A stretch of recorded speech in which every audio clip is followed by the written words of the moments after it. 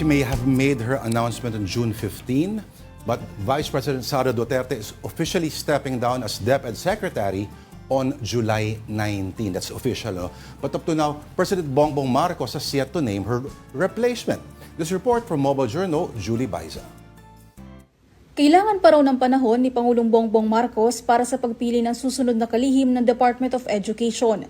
Noong Huwebes, sinabi ng Pangulo na iaanunsyo niya ang kapalit ni resigned DepEd Secretary Vice President Sara Duterte bago matapos ng linggo. It turns out it's harder than I thought. So because we have to absolutely get it right. So I'm giving myself more time. Aminado rin ng Pangulo na nahihirapan siya kahit na marami siyang pinagpipili ang pangalan.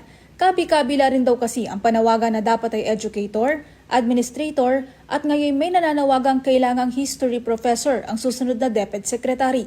We have to choose somebody who has an understanding of what is important in terms of being an educator.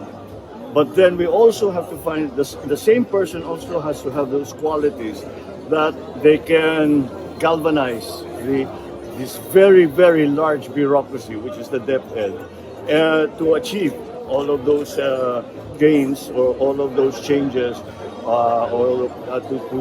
to make the educational standard better. Kailangan din daw na kayang balansehin ang susunod na kalihim ng kagawaran ng edukasyon, ang interes ng mga guro at maging ng estudyante. Una riyan, sinabi ni PBBM na minamadali na niya ang paghahanap ng papalit kay VP Sara para sa DepEd. Hindi niya maaaring hayaang nakatiwangwang ang posisyon. Mobile Journal Julie Baiza po, hatid ang mukha ng balita.